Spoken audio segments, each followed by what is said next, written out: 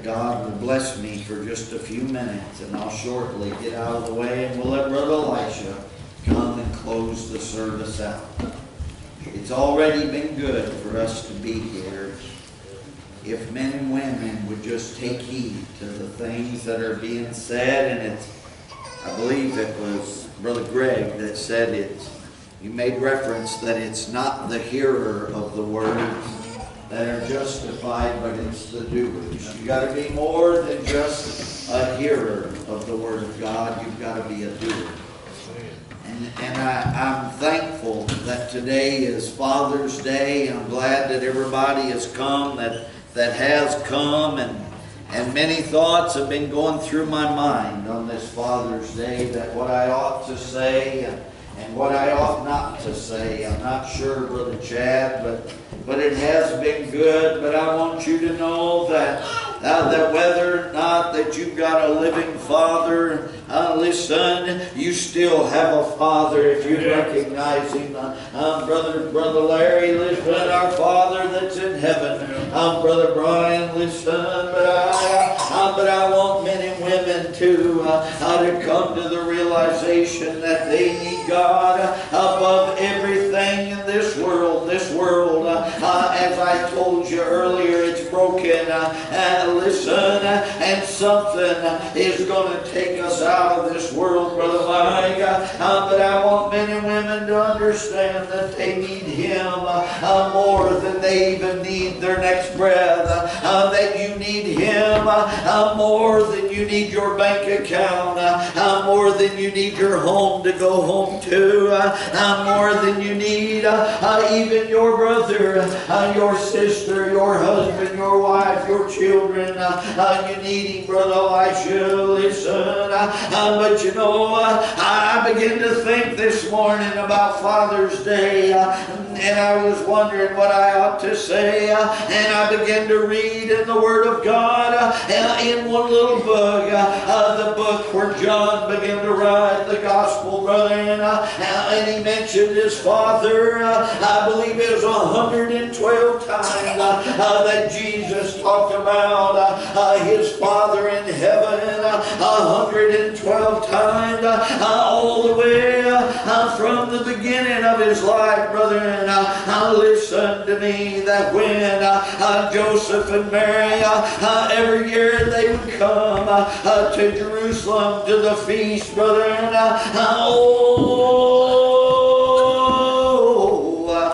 brethren, they'd come up and they'd stay for that little feast. And one year, brothers, they got headed back, and Jesus, they supposed that He was with the family. Brethren, listen, and they traveled one whole day going back home, and at the end of that day, I guess evening must have been setting in. Mary began to look for her son, and they couldn't find him in the little caravan. They went from, no doubt, from tent to tent. Where is he? We thought he was with the rest of the group, Brother Larry. They started going through everybody's little tent, and they couldn't find him. They went back to Jerusalem, brethren, and 3 days they were looking for him, and then finally on that third day they found him in the little temple, and he was reasoning with the scribes and with the Pharisees, and they come to him. What Jesus said to them, know ye not that I must be up and about my Father's business? And from that point, brother, he called him Father all the way. Even when the disciples come to him and they said, John the Baptist has taught his disciples how to pray. Will you teach us how we ought to pray? And then he started out, he said, Our Father that art in heaven. And brethren, he called him Father 112 and 7 times before the cross. Listen, yes, but then when Jesus, listen, even when he went into the little garden, he knowed that his end was coming. He went into a little garden to pray, and he said, Father, let this cup pass from me. And listen, he prayed all night long. Oh Lord, listen, and the soldiers got him and delivered him to the high priest, and they began to walk him, Brother Thomas, and he even told them, he said, my Father sent angels and delivered me, brother, if I ask for that, I'll still call him Father. But when they took my Lord and they hung him between the heavens and the earth, as he hung on that old cross, as he was hanging there, listen, he knew he was leaving this world. Listen, when a man, they say when he hangs on the cross, listen, it ain't the nails that kill him, brother, it ain't the nails in his feet that kill him. Oh, but as he hangs there, brethren, his weight begins to drop, and as he begins to drop, his lungs can't fill up with air, and he slowly suffocates. But just before my Lord had left this world, Brother Greg, listen, he began to cry out to me, yeah, my Lord. He looked up towards heaven in his very moment of need. This troubled me when I was young. I didn't understand it, Brother Jimmy. Here was Jesus 107 times before that it's written down that he called him Father, and yet when he was hanging on that cross and he knew he had just a little bit left, Jesus looked up, brother, and he began to cry out, yeah, my God, why hast thou forsaken me? Why in the world would he call out? He didn't say, Father, Father. He said, my God, why? That always troubled me, Deb. Listen, that my Lord, in his dying moments, Brother Jimbo, wouldn't look and call him Father. You know why? Because Jesus didn't belong on that cross. That was for me and you. Yeah, but at that moment, Jesus, he took my sins to that cross. He died for me. He died for you. And there in our place, Brother Elisha, he pleaded the poor sinner's prayer. Oh, my God, why hast thou forsaken me? A man that had never sinned, a man that had never done any evil, brother, a man where no doubt in his mouth, Brother Thomas, he cried in my stead right there, my God, why hast thou forsaken me?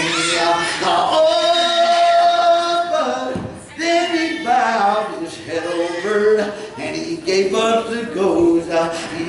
Listen, I'm telling you, and 5 more times after that, when he rose from the dead, I can read where he called him Father again.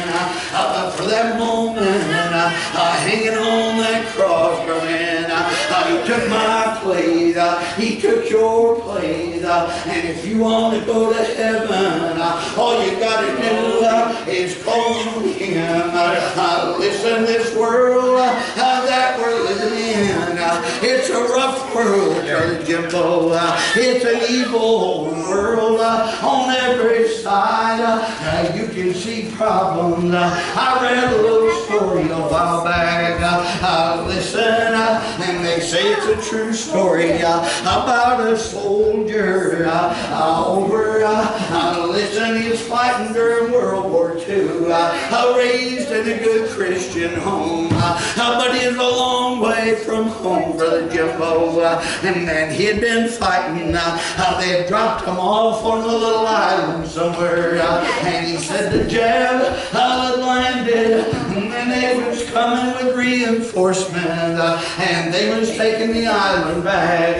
And he said he began to scramble as all the soldiers was doing, and he got cut off from everybody, and he ran up on a little hill, and he could hear them coming, he could hear them shooting everybody, and he began to pray.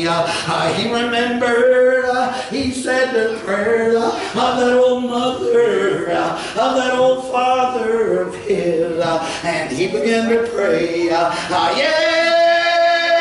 Lord, I know I've not been much in this world, but God, if you'll deliver me from this, I'll turn my heart to you. And he scrambled, and he was hung for a place to hide.